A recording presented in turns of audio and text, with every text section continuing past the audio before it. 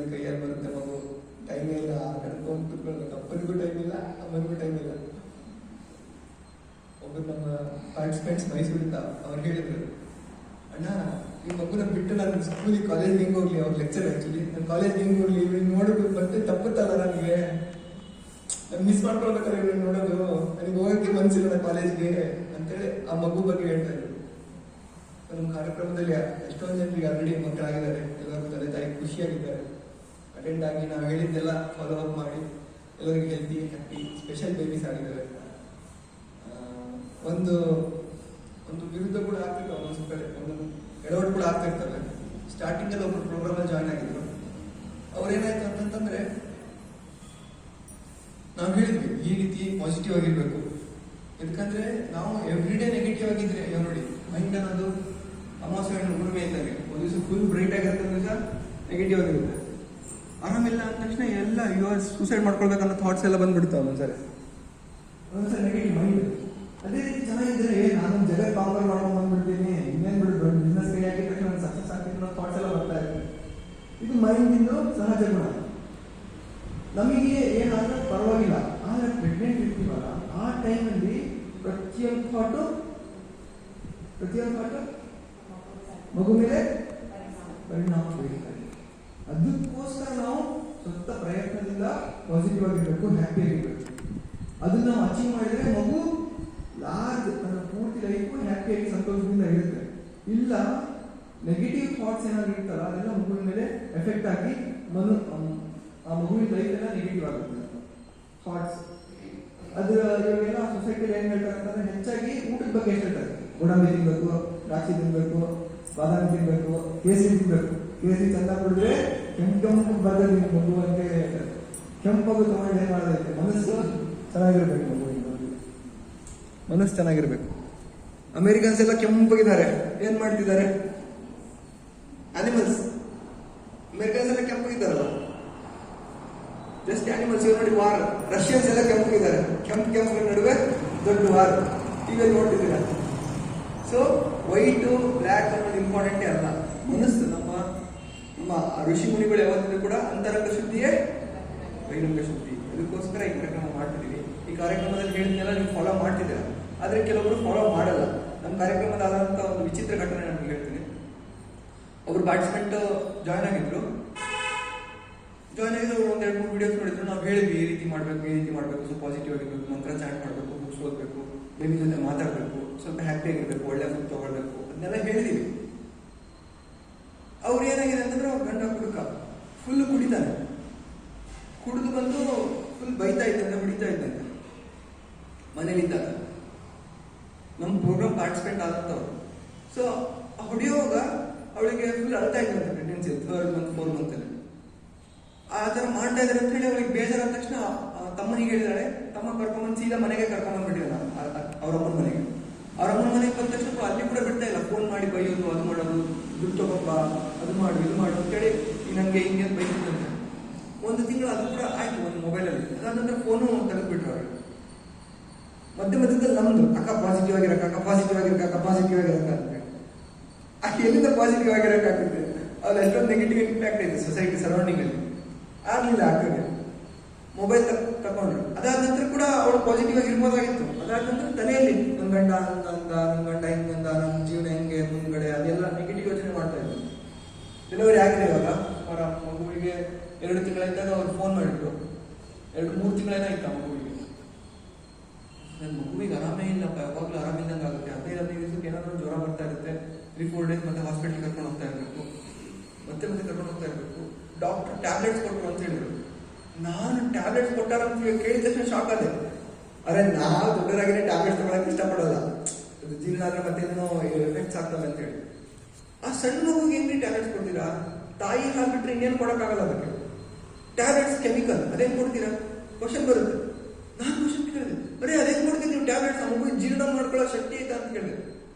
ಇಲ್ಲ ಅಣ್ಣ, ಅದು ಟ್ಯಾಬ್ಲೆಟ್ಸ್ ಬರ್ತವೆ ಕೆಲವೊಂದು ಟ್ಯಾಬ್ಲೆಟ್ಸ್. ಆ ಟ್ಯಾಬ್ಲೆಟ್ಸ್ ಕುಟ್ಟಿ ಪುಡಿ ಮಾಡಿ ಹಾಲಲ್ಲಿ ಹಾಕಿ ಆ ಹಾಲನ್ನ ಮಗುವಿಗೆ ಕುಡಿಸ್ತಾ ಇದ್ದಾರೆ ಅಂತ ಹೇಳಿದ್ರು.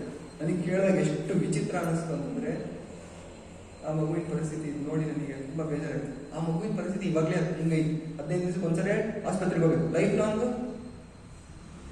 ಲೈಫ್ ಯೋಚನೆ ಮಾಡಿ. ಮಕ್ಕಳು ಮಾಡೋದು ಸುಲಭ ಅಲ್ಲ, ಮಕ್ಕಳು ಮಾಡೋದು ಸುಲಭ, ಒಳ್ಳೆ ಮಕ್ಕಳು ಆಗ್ಲಿಲ್ಲ ಅಂತಂದ್ರೆ ಲೈಫ್ ಲಾಂಗ್ ಕಷ್ಟ. ಎಂತೆಂಥದ್ದು ಮಕ್ಕಳು ಮಾಡ್ತಿದ್ರು, ಸುಮ್ಮನೆ ರ್ಯಾಂಡಮಾಗಿ ಮಾಡ್ಬಿಡ್ತಿದ್ದಾರೆ. ಆ ಥರ ಅಲ್ಲ, ನಮ್ದು ಕಾನ್ಸೆಪ್ಟ್ ಇರೋದೇ ಶ್ರೇಷ್ಠ ತಾಯಿ ಶ್ರೇಷ್ಠ ಮಗು. ಶ್ರೇಷ್ಠ ತಾಯಿ ನೀವೆಲ್ಲ ಇದ್ದೀರಲ್ಲ, ಶ್ರೇಷ್ಠ ಮಗು ಮಾಡಬೇಕು. Physically health, mentally strong, spiritually vibrant ಆಗಿರ್ಬೇಕು ಆ ಮಗು. ಆ ಮಗು ನಡೀತಾ ಇದೆ ಅಂತಂದ್ರೆ ಎಲ್ಲರೂ ಕೈ ಮುಗಿತಾ ಇರ್ಬೇಕು. ಅಂತ ಮಕ್ಕಳು ನಿಮ್ಮೆಲ್ಲರೂ ಆಗ್ಬೇಕಂತಂದ್ರೆ ಗರ್ಭ ಸಂಸ್ಕಾರ ಅತ್ಯಂತ ಅತ್ಯಂತ ಅವಶ್ಯಕ. ಇದು ಒಂದು ನೆಗೆಟಿವ್ ಇನ್ಸಿಡೆಂಟ್ ನಮ್ಮ ಕಾರ್ಯಕ್ರಮದಲ್ಲಿ ಆಗಿತ್ತು. ಇನ್ನೊಂದು ಪಾಸಿಟಿವ್ ಇನ್ಸಿಡೆಂಟ್ ಕೇಳಿ. ಮೊನ್ನೆ ಅಕ್ಕ ಫೋನ್ ಮಾಡಿದ್ದು, ಲಾವಣ್ಯ ಅಕ್ಕ ಅಂತ. ಅಕ್ಕ ಫುಲ್ ನಾವು ಹೇಳಿದ್ದೆಲ್ಲ ನಾನು ಇಷ್ಟು ಹೇಳಿದ್ರೆ ಅಕ್ಕ ಇಷ್ಟು ಮಾಡಿದ್ದಾರೆ. ನನಗೊಂದು ಒಳ್ಳೆ ಮಗು ಬೇಕೇ ಬೇಕಂತ ಫಿಕ್ಸ್ ಆಗಿ ಅಕ್ಕ ಇಷ್ಟೊಂದು ಮಾಡಿದ್ದಾರೆ. ಪ್ರತಿ ದಿವಸ ಹನುಮ ಚಾಲಿಸ ಪಾರಾಯಣ ಮಾಡೋದು, ಗಾಯತ್ರಿ ಮಂತ್ರ ಜಪ ಮಾಡೋದು, ಬೇಬಿ ಜೊತೆ ಮಾತಾಡೋದು, ಟಾಕ್ ಟು ಬೇಬಿ. ಸೊ ಅದೆಲ್ಲ ಮಾಡ್ತಾ ಇದ್ರು. ಒಳ್ಳೆ ಹಾಡು ಕೇಳೋದು, ರಾಮ್ ರಾಮ್ ಬರೆಯೋದು. ಮತ್ತೆ ನಾವು ಕೊಟ್ಟಿದ್ದು ಬುಕ್ಸ್ ಎಲ್ಲ ಓದ್ತಾ ಇದ್ದು. ಕೊಡೋದೇ ಇಲ್ಲ, ನಮಗೆ ಕಡಿಮೆ ಬೀಳ್ತಾ ಇದ್ದಾರೆ. ನಾವು ನಿಮ್ಗೆಲ್ಲ 4 ಬುಕ್ಸ್ ಕಳಿಸಿದ್ವಿ, ಅದರಲ್ಲಿ 2-3 ಸಣ್ಣ ಬುಕ್ಸ್. ಆ ಅಕ್ಕ ಎಲ್ಲರೂ ಒಂದಿಷ್ಟು ಬುಕ್ಸ್ ಓದಿದ್ದಾರೆ ನೋಡಿ, ಒಂದು 7-8 ದೊಡ್ಡ ಬುಕ್ಸ್ ಓದಿದ್ದಾರೆ. ಫುಲ್ ಪಾಸಿಟಿವ್ ಆಗಿ ಹ್ಯಾಪಿಯಾಗಿ ಜಾಲಿ ಆಗಿದ್ದಾರೆ ಅಕ್ಕ. ಅಕ್ಕ ಫೋನ್ ಮಾಡಿ ಹೇಳ್ತಿದ್ದಾರೆ, ಮಗಳಾಗಿದ್ದಾಳೆ ಅಕ್ಕಗೆ. ಅಣ್ಣ, ನಮ್ಮ ಓಣಿಯಲ್ಲಿ ಇದು ಹಾಕಿ ಬಂದಿದ್ರು, ಇಂಜೆಕ್ಷನ್ ಹಾಕಿ ಬಂದಿದ್ರು. ಓಣಿಯಲ್ಲಿ ಒಂದು 4-5 ಮಕ್ಕಳಿದ್ದಾವೆ, ಒಂದು ತಿಂಗಳ ಹತ್ರ. ಇದೇನೋ ಇದು ಹಾಕ್ತಾರಲ್ಲ, ಟೀಕಾಕರಣ ಅಂತ ಹಾಕ್ತಾರಲ್ಲ, ಅದು ಹಾಕಿ ಬಂದಿದ್ರು. ಬೇರೆ ಮಕ್ಕಳೆಲ್ಲರೂ 2 ದಿನ ಆಗ್ತಿದ್ದಾರೆ. ಅವ್ರ ಸ್ವಂತ ತಂಗಿ ಕೂಡ ನಮ್ಮ ಪ್ರೋಗ್ರಾಮಿಗೆ ಅಟೆಂಡ್ ಆಗಿದ್ರು. ಅವ್ರು ನಾವು ಹೇಳಿದ್ದೆಲ್ಲ ಮಾಡಲಿಲ್ಲ. ಅವ್ರ ತಂಗಿ ಮಗಳು ಕೂಡ ಇದ್ದಾಳೆ, ಅವಳು ಕೂಡ 1 ದಿನ ಆಗ್ತಿದ್ದಾಳೆ. ಆದ್ರೆ ಈ ಮಗು ಇತ್ತಲ್ಲ, ಲಾವಣ್ಯಕ್ಕ ಆಗಿರುವಂತ ಮಗಳು ಸ್ವಲ್ಪನೂ ಗೊತ್ತಿಲ್ಲಂತೆ, ಸ್ವಲ್ಪನೂ ಗೊತ್ತಿಲ್ಲ. ಅಷ್ಟು ಹ್ಯಾಪಿಯಾಗೈತಿ, ಖುಷಿಯಾಗೈತೆ. ಅತ್ತೆಯಲ್ಲ ಇದೇನಿದೆ ಅಡಕೆಯಲ್ಲಿದೆ, ಇದೆಂತ ಮಗು ಇದೆ ಅಂತೇಳಿ ಅತ್ತೆಯರೆಲ್ಲ ಇದು ಮಾಡ್ತಿದಾರಂತೆ. ಅದ್ ನೋಡಿದ್ರೆ ಯಾವಾಗ ಅರ್ಕೊಂಡು ಕೂತಿರ್ತದೆ, ಇದು ನೋಡಿದ್ರೆ ಇದೆಲ್ಲ ಅಳಂಗೆ ಇಲ್ಲ ಅಂತೇಳಿ. ಇದೆಲ್ಲ ಕೇಳ್ತಾ ಇದೀನಿ ಅಂತಂದ್ರೆ, ಇವಾಗ ಕೇರ್ ತಗೊಳ್ಳೋದಕ್ಕೋಸ್ಕರ ಖುಷಿಯಾಗಿದ್ದಾರೆ. ಪ್ರೆಸೆಂಟ್ ಇವಾಗ ಕೇರ್ ತಗೊಂಡಿದ್ದಕ್ಕೆ ಇಲ್ಲ. ಏನಾಗುತ್ತೆ ಅಂತಂದ್ರೆ, ಮಗು ಪೂರ್ತಿ ಅಳ್ತಾ ಇದ್ದ ನೋಡಿ, ತಾಯಿದು ಪ್ರೇಮ ಇರುತ್ತೆ. ತಾಯಿ ಯಾವಾಗಲೂ ಕೂಡ ಮಗು ಹತ್ರ ಕೂಡ ಪ್ರೀತಿ ಮಾಡ್ತಾಳೆ, ನಕ್ಕರು ಕೂಡ ಖುಷಿಯಾಗಿ ಪ್ರೀತಿ ಮಾಡ್ತಾಳೆ. ಮಗುವಿಗೆ ಪೋಲಿಯೋ ಆದ್ರೂ ಕೂಡ ತಾಯಿ ಕೇರ್ ಮಾಡ್ತಾಳೆ. ಮಗು ಫುಲ್ ಖುಷಿಯಾಗಿ ಹ್ಯಾಪಿಯಾಗಿ ವೈಬ್ರೆಂಟ್ ಆಗಿದ್ರು ಕೂಡ ಕೇರ್ ಮಾಡ್ತಾಳೆ. ಅದು ತಾಯಿ ಪ್ರೀತಿ, ನಿಸ್ವಾರ್ಥ ಪ್ರೀತಿ. ಆದ್ರೆ ಆ ಮಗುವಿನ ಸಮಾಜಕ್ಕೆ ಏನು, ಮನೆಗೆ ಏನು ಅಂತ ಬರುತ್ತೆ. ಆ ಮಗು ಅಳ್ತಾ ಇದ್ರೆ ನಿದ್ದೆ ಆಗಲ್ಲ. ಪಾಪ ಬೆಳಿಗ್ಗೆಯಿಂದ ಕಷ್ಟಪಟ್ಟು ಬಂದಿರ್ತಾನೆ ಮನೆಯವರು, ಅವ್ರಿಗೆ ನಿದ್ದೆ ಹೋಗುತ್ತೆ. ಹೌದಿಲ್ಲ? ಅದೇ ಖುಷಿಯಾಗಿ ಹ್ಯಾಪಿಯಾಗಿ ಇದ್ರೆ ಒಳ್ಳೆ ಮಗು ಇರುತ್ತಲ್ಲ. ಅದಕ್ಕೋಸ್ಕರ ಏನೇನೆಲ್ಲ ಮಾಡ್ಬೇಕು ಅಂತ ಎಲ್ಲ ನಿಮ್ಗೆ ವಿಡಿಯೋಸ್ ಕಳಿಸ್ತಾ ಇದೀವಿ. ಎಲ್ಲರಿಗೂ ವಿಡಿಯೋಸ್ ಬರ್ತಾ ಇಲ್ಲವಾ? ನಿಮ್ಗೆ ಬರ್ತಾ ಇಲ್ಲ. ರಿಜಿಸ್ಟ್ರೇಷನ್ಸ್ ಆಗಿ ರೋಹಿಣಿ ಅಕ್ಕಲ್ಲ, ಚಿನ್ಮಯ್ಯ ಅಕ್ಕ, ನಿಮ್ಮ ಹೆಸರು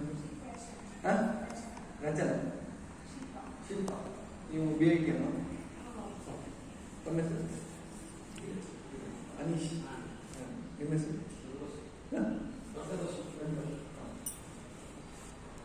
ನಿಮ್ಮ ಹೆಸರು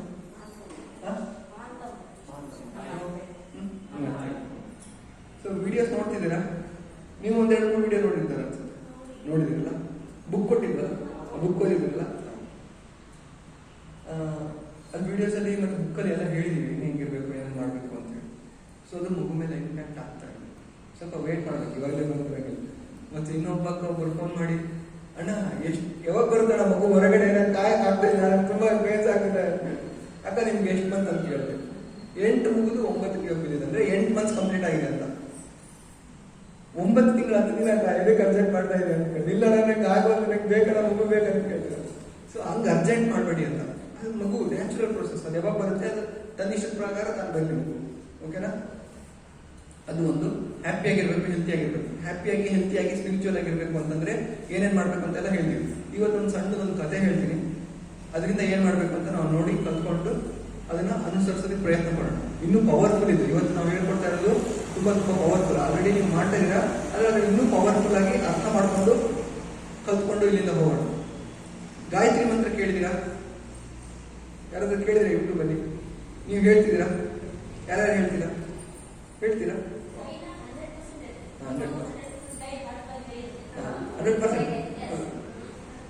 ಅಪ್ಪಂದ್ರು ಕೂಡ.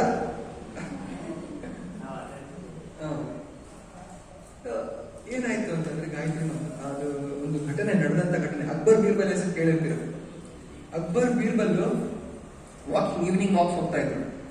ಈವ್ನಿಂಗ್ ವಾಕ್ಸ್ ಹೋಗುವಾಗ ಚೆನ್ನಾಗಿತ್ತು, ಎಲ್ಲ ಗಿಡ ಎಲ್ಲ ಚೆನ್ನಾಗಿತ್ತು, ಎಲ್ಲ ಮಳೆ ಬೆಳೆ ಎಲ್ಲ ಚೆನ್ನಾಗಿ ಆಗ್ತಾ ಇತ್ತು, ಎಲ್ಲ ಟ್ಯಾಕ್ಸ್ ಎಲ್ಲ ಬರ್ತಾ ಇತ್ತು, ಆರಾಮಾಗಿ ಅಕ್ಬರ್ ರಾಜ್ಯ ನಡೆಸ್ಕೊಂಡು ಹೋಗ್ತಾ ಇದ್ದ. ಒಂದ್ ದಿವಸ ಹಂಗೆ ಈವ್ನಿಂಗ್ ವಾಕ್ ಹೋಗುವಾಗ ಒಬ್ಬ ಭಿಕ್ಷುಕ ಬಂದ. ಫುಲ್ ತೆಳ್ಳಿಗಿದ್ದಾನೆ, ಹಂಗೆ ಗಡ್ಡ ಹಿಂಗೆ ಬಿಟ್ಟಿದ್ದಾನೆ, ಅಸಹ್ಯ. ಅವನು ಬಂದ, ಮಹಾಪ್ರಭುಗಳೇ ಸ್ವಲ್ಪ ಏನಾದರೂ ಇದ್ರೆ ಕೊಡಿ, ಸ್ವಲ್ಪ ಊಟಕ್ಕೆ ಕೂಡ ಗೊತ್ತಿಲ್ಲ ನನಗೆ ಅಂತ ಹೇಳಿ. ಅವನು ಅಕ್ಬರ್ ನೋಡಿದ ತಕ್ಷಣ, ಈ ಬ್ರಾಹ್ಮಿನ್ಸ್ಗೆ ಬೇರೆ ಕೆಲಸನೇ ಇಲ್ಲ, ಬರೀ ಭಿಕ್ಷೆ ಬೇಡೋದು ತಿನ್ನೋದು ನೋಡಿ, ಇವ್ರು ಸ್ವಂತ ದುಡಿಬೇಕನ್ನೋದೇ ಇಲ್ಲ ಇವರಿಗೆ ಅಂತೇಳಿ ಬಾಯಿ ಸಿಕ್ಕಂಗೆ ಬೈದ್ಬಿಟ್ಟ. ಮಕ್ಕಳಲ್ಲಿ ಬೀರ್ಬಲ್ ಇದ್ದ. ಬೀರ್ಬಲ್ ಅವನು ಕೂಡ ಬ್ರಾಹ್ಮಣ. ಅವನಿಗೆ ಬೈದಿದ ತಕ್ಷಣ ಅವನಿಗೆ ಆಗ್ಲಿಲ್ಲ, ಬೇಜಾರಾಯ್ತು ನೋಡಿದ್ರೆ. ಅವಾಗ ಅಕ್ಬರ್ ಸ್ವಲ್ಪ ಮುಂದೆ ಹೋಗಿ ಇನ್ನೊಬ್ಬರ ಜೊತೆ ಮಾತಾಡ್ತಾ ಇದ್ದ. ಅವಾಗ ಬೀರ್ಬಲ್ ಹೋಗಿ, ಏನಪ್ಪ ಏನಾಯ್ತು, ಏನಕ್ಕೋಸ್ಕರ ನೀನು ಭಿಕ್ಷೆ ಬೇಡ್ತಿದ್ಯಾ, ಅಂತದ್ದು ಏನು ಬರ್ತಿದೆ ಇದೆ ನಿನಗೆ ಅಂತ ಕೇಳಿದ ತಕ್ಷಣ ಬಡ ಬ್ರಾಹ್ಮಣ, ಭಿಕ್ಷುಕ ಬ್ರಾಹ್ಮಣ ಅವ್ನು ಹೇಳ್ತಾನೆ, ನನಗೆ ಬೇರೆ ಯಾವುದೇ ಮೆಥಡ್ ಗೊತ್ತಿಲ್ಲ ಅರ್ನ್ ಮಾಡ್ಲಿಕ್ಕೆ, ಇದೊಂದೇ ನನಗೇನು ಸ್ವಲ್ಪ ವೇದಗಳು ಕಲ್ತಿದ್ದೀನಿ, ಅದು ಕೂಡ ಡಿಮ್ಯಾಂಡ್ ಕಡಿಮೆ ಆಗಿದೆ, ಎಲ್ಲ ಮೊಬೈಲ್ ಹಿಡಿದು ಕೂತ್ಕೊಂಡಿದ್ದಾರೆ, ಎಲ್ಲ ಮೊಬೈಲಲ್ಲೇ ಬರ್ತಾ ಇದ್ದಾವೆ, ಸೊ ವೇದ ಹೇಳೋರು ಕೂಡ ಡಿಮ್ಯಾಂಡ್ ಇಲ್ಲ ಅವಾಗಿನ ಟೈಮಲ್ಲಿ. ಸೊ ಹಂಗೆ ಹೇಳಿದ ತಕ್ಷಣ ಅವ್ರು ಹೇಳ್ತಾರೆ, ನೋಡಪ್ಪ ಈಗ ಮಾಡ್ಬೇಡ ನೀನು, ದಯವಿಟ್ಟು ನಿನಗೇನು ಊಟಕ್ಕೆ ಬೇಕಲ್ಲ, ನಾನು ಅರೇಂಜ್ ಮಾಡ್ತೇನೆ, ಪ್ರತಿ ದಿವಸ ನೀನು ನನ್ನ ಹತ್ರ ಬಾ, ನನಗೆ ಒಂದಿಷ್ಟು ದುಡ್ಡು ಕೊಡ್ತೇನೆ, ಆದರೆ ಒಂದು ಕಂಡೀಷನ್ ಅಂತ. ಒಂದು ಕಂಡೀಷನ್ ಏನ್ರಿ ಅದು ಸ್ವಾಮಿ, ಅದು ಕಂಡೀಷನ್ ಅಂತ ಕೇಳ್ತಾರೆ. ಯಾರು? ಆ ಭಿಕ್ಷುಕ ಯಾರಿಗೆ ಕೇಳ್ತಾನೆ? ಬೀರ್ಬಲಿಗೆ ಕೇಳ್ತಾನೆ. ಬೀರ್ಬಲ್ ಹೇಳ್ತಾನೆ, ನೋಡಪ್ಪ ಪ್ರತಿ ದಿವಸ ನೀನು ಗಾಯತ್ರಿ ಜಪ ಮಾಡಬೇಕು. ಯಾವುದು? ಗಾಯತ್ರಿ ಮಂತ್ರ ಜಪ ಮಾಡಬೇಕು. ಪ್ರತಿ ದಿವಸ ಬೆಳಿಗ್ಗೆ ಸ್ನಾನ ಮಾಡಿ ಗಾಯತ್ರಿ ಜಪ, ನೀವು ಸ್ವಚ್ಛವಾಗಿ ಸ್ವಚ್ಛ ಬಟ್ಟೆ ಹಾಕೊಂಡು ಮನಸಾರಿ ದೇವ್ರ ಮುಂದೆ ಕೂತ್ಕೊಂಡು ಗಾಯತ್ರಿ ಜಪ ಮಾಡಬೇಕು ಅಂತ ಹೇಳ್ತಾರೆ. ಆಯ್ತು ಸ್ವಾಮೀಜಿ, ಆಯ್ತು ಮಹಾಸ್ವಾಮಿ, ನಾನು ಮಾಡ್ತೀನಿ ಮೇಲಿಂದ. ಅವಾಗಲೇ ಅವ್ರು ಸ್ವಲ್ಪ ದುಡ್ಡು ಕೊಡ್ತಾರೆ ಅವರಿಗೆ. ಅವ್ರ ಮನೇಲಿ ಪಾಪ ಹೆಂಡತಿ ಒಂದು 3 ಮಕ್ಕಳು ಇರ್ತಾರೆ, ಅವ್ರು ಕೂಡ ಊಟ ಇರಲ್ಲ, ಅವರು ತೆಳ್ಳಿ ಹಾಕಿರ್ತಾರೆ. ಅವ್ರಿಗೆ ಹೋಗಿ ಅವ್ರು ದುಡ್ಡು ಕೊಟ್ಟು ಅವ್ರಿಗೆ ಊಟ ಮಾಡಿಸ್ತಾನೆ ಪ್ರತಿ ದಿವಸ. ನಾಳೆ condition, agreed for the condition. ಬೆಳಿಗ್ಗೆ ಎದ್ದೇಳ್ತಾನೆ, ಸ್ನಾನ ಮಾಡ್ತಾನೆ, ನದಿಯಲ್ಲಿ ಸ್ನಾನ ಮಾಡ್ಕೊಂಡು ಬರ್ತಾನೆ, ಸ್ನಾನ ಮಾಡ್ಕೊಂಡು ಬಂದು ತಂದೆ ಸ್ನಾನ ಮಾಡಿ ಮುಂದ್ಗಡೆ ದೇವ್ರ ಮುಂದೆ ಕೂತ್ಕೊಂಡು ಗಾಯತ್ರಿ ಜಪ ಮಾಡ್ಲಿಕ್ಕೆ ಶುರು ಮಾಡ್ತಾನೆ. ಒಂದು ದಿವಸ ಮಾಡ್ತಾನೆ, ಮತ್ತೆ ತನ್ನ ಮನೆಯಲ್ಲಿ ಏನಾದ್ರು ಸಣ್ಣ ಪುಟ್ಟ ಕೆಲಸ ಮಾಡ್ತಾನೆ, ಮತ್ತೆ ಮರು ದಿವಸ ಜಪ ಮಾಡ್ತಾನೆ. ಜಪ ಮಾಡಿದ ನಂತರ ಹೋಗಿ 12 ಗಂಟೆಗೆ ಹೋಗಿ ಬೀರ್ಬಲ್ ಹತ್ರ ಹೋಗಿ ಸ್ವಲ್ಪ ದುಡ್ಡು ಇಸ್ಕೊಂಡ್ ಬರ್ತಾನೆ, ಮತ್ತೆ ಮನೆ ಕೊಡ್ತಾನೆ. ಅವ್ರೇನಾದ್ರು ತಗೊಂಡ್ಬರ್ತಾರೆ. ಅವತ್ತಿನ ಅವ್ನು ಜಾಸ್ತಿ ಕೊಟ್ಟಿರ್ತಿಲ್ಲ ಬೀರ್ಬಲ್, ಸ್ವಲ್ಪ ಅವತ್ತಿಗೆ ಎಷ್ಟು ಬೇಕಷ್ಟೇ. ಯಾಕಂತಂದ್ರೆ ಜಾಸ್ತಿ ಕೊಟ್ಟರೆ ಅವ್ನು ಮಾಡಂಗಿಲ್ಲ ಅಂತ. ಆ ರೀತಿ 1 ಡೇ 2 ಡೇಸ್ 3 ಡೇಸ್ ಅದೇ ರೀತಿ ಆಗ್ತಾ ಇರುತ್ತೆ. ಒಂದು ಸ್ವಲ್ಪ ದಿನ, ಒಂದು 20-30 ದಿನ ಆಗುತ್ತೆ. ಒಂದು ತಿಂಗಳು ಇದೇ ರೀತಿ ನಡೆದೋದ ನಂತರ ಇಲ್ಲಿ ಬ್ರಾಹ್ಮಣ ಮಾಡ್ತಿದ್ದಲ್ಲ, ಒಂದು ಸ್ವಲ್ಪ ಫೇಸಲ್ಲಿ ಚೇಂಜಸ್ ಬರ್ತಾ ಹೋಗುತ್ತೆ. ಅವ್ನ ಫೇಸಲ್ಲಿ ಒಂಥರ ಪೀಸ್ ಬರುತ್ತೆ, ಅವನ ಮನಸ್ಸಲ್ಲೆಲ್ಲ ಒಂದು ಶಾಂತಿ ಅನಿಸುತ್ತೆ, ಖುಷಿ ಆಗುತ್ತೆ. ಅವ್ನ ಬಾಡಿ ಎಲ್ಲ ತೆಳ್ಳಗಿತ್ತಲ್ಲ, ಅವ್ನ ಬಾಡಿ ಎಲ್ಲ ಅವ್ನು ಕರೆಕ್ಟ್ ಶೇಪಿಗೆ ಬರ್ತದೆ. ಯಾಕಂದ್ರೆ ಊಟ ಮಾಡ್ತಿದ್ದಾನೆ ಕರೆಕ್ಟ್ ಆಗಿ, ಊಟ ಮಾಡ್ತಿದ್ದಾನೆ. ಅದ್ರ ಮನಸ್ಸಲ್ಲಿ ಶಾಂತಿ, ನೆಮ್ಮದಿ ಕೂಡ ಇದೆ. ಏನೋ ಒಂದು ಖುಷಿ ಆಗ್ತದೆ ನಮಗೆ. ಏನಿದು ಗಾಯತ್ರಿ ಮಂತ್ರದಲ್ಲಿ ಎಷ್ಟೊಂದು ಖುಷಿ ಆಯ್ತಲ್ಲ, ಗಾಯತ್ರಿ ಮಂತ್ರ ಚಾಂಟ್ ಮಾಡ್ತಾ ಇದ್ದಾಗಿಂದ ನನಗೆ ಏನೋ ಒಂದು ಆನಂದ ಆಗ್ತಾ ಇತ್ತಲ್ಲ ಮನಸ್ಸಲ್ಲಿ ಅಂತೇಳಿ ಅವ್ನು ಭಿಕ್ಷುಕ ಹೇಳ್ತಾನೆ, ಅನ್ಕೊಳ್ತಾನೆ. ನನ್ನ ಪಾಡಿಗೆ 1 ತಿಂಗಳಾಗಿತ್ತು ಸುಮಾರು. ಪ್ರತಿದಿನ ಚಾಂಟ್ ಮಾಡ್ತಿರ್ತಾನೆ ದೇವ್ರ ಮುಂದೆ ಹೋಗಿ. 1 ತಿಂಗಳಾದ ನಂತರ ಇರ್ರೆಗ್ಯುಲರ್ ಆಗಿರ್ತಾನೆ. ಅವಾಗ ಬೀರ್ಬಲ್ ಬಂದಿರ್ತಾನೆ, ಏನಪ್ಪ ನೀನು ಕರೆಕ್ಟಾಗಿ ಬರ್ತಾ ಇಲ್ಲ ಇವಾಗ ಅಂತಂದ್ರೆ, ಸ್ವಾಮಿ ಬರ್ತೀನಿ ಕ್ಷಮಿಸಿ ಅಂತೇಳಿ ಅವಾಗ ದುಡ್ಡು ಕೊಟ್ಟು, ನೋಡು ನಿನಗೆ ಇನ್ಮೇಲೆ ಸ್ವಲ್ಪ ದುಡ್ಡು ಜಾಸ್ತಿ ಕೊಡ್ತೀನಿ, ಇನ್ಮೇಲೆ ಜಾಸ್ತಿ ಕೊಡ್ತೀನಿ, ನೀನು ಜಾಸ್ತಿ ಜಪ ಮಾಡಬೇಕು, ಇನ್ಮೇಲಿಂದ ಜಾಸ್ತಿ ಜಪ ಮಾಡಬೇಕು ಅಂತ. ಆಯ್ತು ಮಹಾಸ್ವಾಮಿ ಅಂತೇಳಿ ಹೇಳ್ತಾನೆ. ಅವಾಗ ಹೇಳಿದ ತಕ್ಷಣ ಅವನು ಪ್ರತಿ ದಿವಸ ಸ್ನಾನ ಮಾಡಿ ಬೆಳಿಗ್ಗೆ ಇನ್ನೂ ಬೇಗ ಇನ್ನೂ ಜಪ ಮಾಡಕ್ಕೆ ಶುರು ಮಾಡ್ತಾನೆ. ಪ್ರತಿದಿನ ಹೆಚ್ಚು ಜಪ ಮಾಡಕ್ಕೆ ಶುರು ಮಾಡ್ತಾನೆ. ಜಪದಲ್ಲೇ ನಿರತನಾಗ್ಬಿಡ್ತಾನೆ. ಇನ್ನೊಂದು 15-20 ದಿವಸ, 1 ತಿಂಗಳಾದ ತಕ್ಷಣ ಸಾಕ್ಷಾತ್ ಗಾಯತ್ರಿ ಮಾತೆ ಪ್ರತ್ಯಕ್ಷ ಆಗಿ ಹೇಳ್ತಾಳೆ, ನೋಡು ಇಷ್ಟು ದಿನ ನೀನು ದುಡ್ಡಿಗೋಸ್ಕರ ಜಪ ಮಾಡ್ತಾ ಇದ್ದೆ ನೀನು, ಇನ್ಮೇಲೆ ನಿನ್ನ ನಾನು ನೋಡ್ಕೊಳ್ತೇನೆ. ದುಡ್ಡಿಗೋಸ್ಕರ ಜಪ ಮಾಡ್ಬೇಡ, ನೀನು ಭಕ್ತಿಯಿಂದ ಜಪ ಮಾಡ್ತಿದ್ಯಲ್ಲ, ದುಡ್ಡೇನು ಅವಶ್ಯಕತೆ ಇಲ್ಲ, ನಿಂದು ನಾನು ನೋಡ್ಕೊಳ್ತೇನೆ ಅಂತ ಹೇಳ್ತಾರೆ. ನೀನು ಮನಸಾರೆ ಭಕ್ತಿಯಿಂದ ನೀನು ಜಪ ಮಾಡ್ತಾ ಹೋಗ್ಬೇಕು. ಅವ್ರು ಅವಾಗಿಂದ ದುಡ್ಡು ಕೇಳಕ್ಕೆ ಹೋಗಲ್ಲ, ಪ್ರತಿದಿನ ಜಪ ಮಾಡ್ತಿರ್ತಾರೆ. ಅವ್ರು ಧ್ಯಾನ ಮಾಡ್ತಾ ಹೋದಂಗೆಲ್ಲ ಅವ್ರು ಇನ್ನೂ ಆಧ್ಯಾತ್ಮಿಕ ಶಕ್ತಿ ಜಾಸ್ತಿ ಆಗ್ತಾ ಹೋಗುತ್ತೆ. ಜಸ್ಟ್ ಅವ್ರು ನೋಡ್ಲಿಕ್ಕೆ ಬರ್ತಿರ್ತಾರೆ ಜನ, ಸುತ್ತಮುತ್ತ ಹಳ್ಳಿ ಜನ ಎಲ್ಲ ಆ ಮಹಾಸ್ವಾಮಿ ನೋಡಿದ್ರೆ ಸಾಕು ನಮ್ಮ ಪಾಪಗಳೆಲ್ಲ ಕಳೆದೋಗ್ತವೆ ಅಂತೇಳಿ ಅವ್ರು ನೋಡ್ಲಿಕ್ಕೆ ಬರ್ತಾ ಇರ್ತಾರೆ. ಬರೋ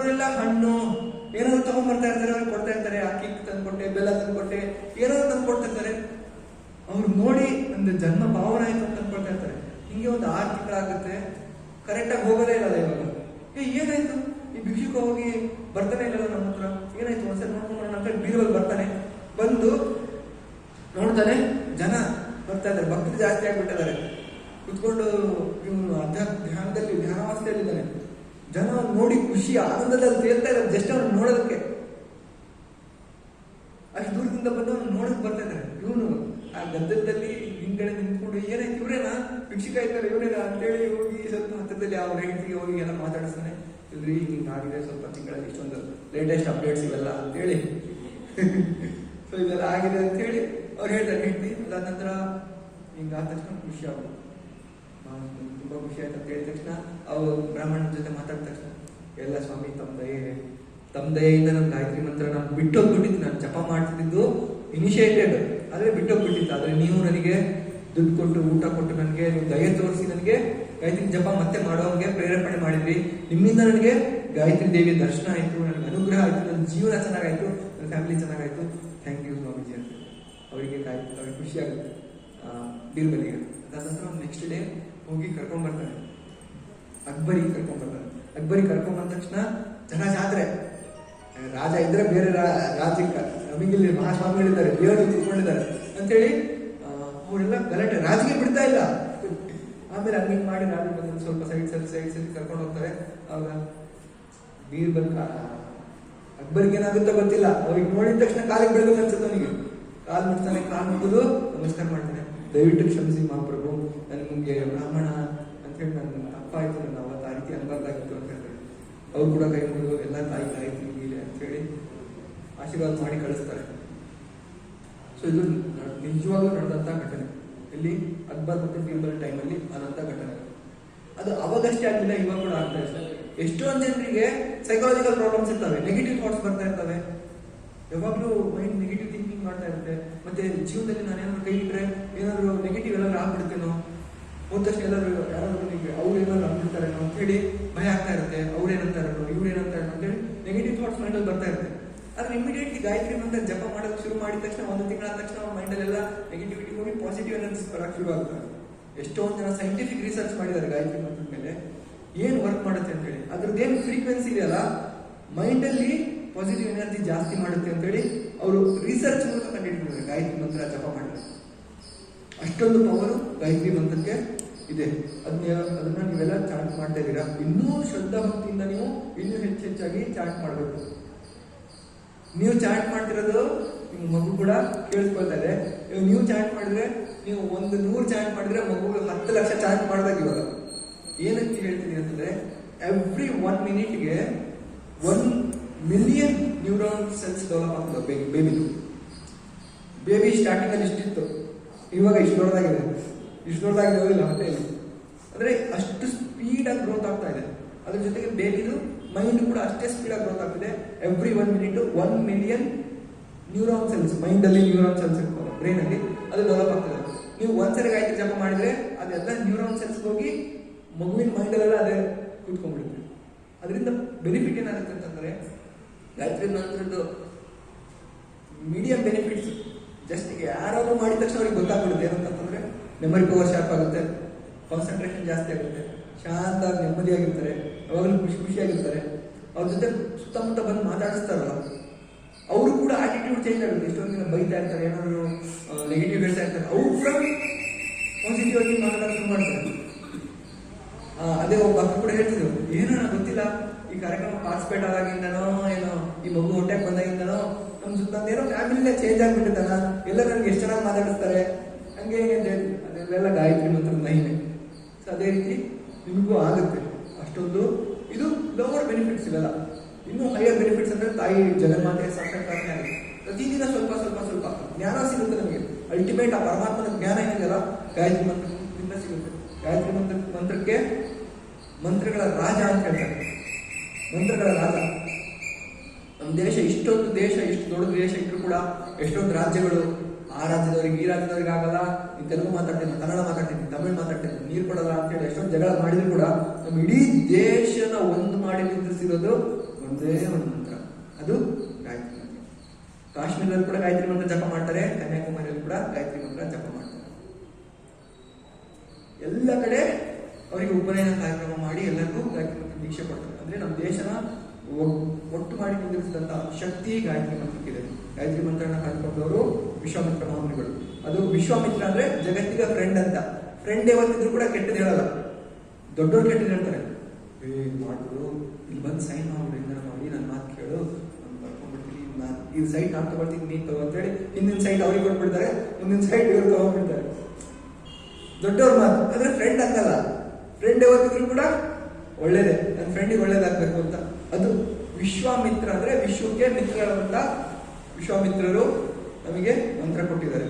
ನೋಡ್ರಪ್ಪ, ಇದು ಮಾಡಿದ್ರೆ ನಿಮ್ ಜೀವನ ಚೆನ್ನಾಗಿರುತ್ತೆ ಅಂತ ಹೇಳಿ ಅವ್ರು ಹೇಳಿದ್ರು ನಾವು ಕೇಳಿ ಗಾಯತ್ರಿ ಮಂತ್ರ ಜಪ ಮಾಡೋಣ.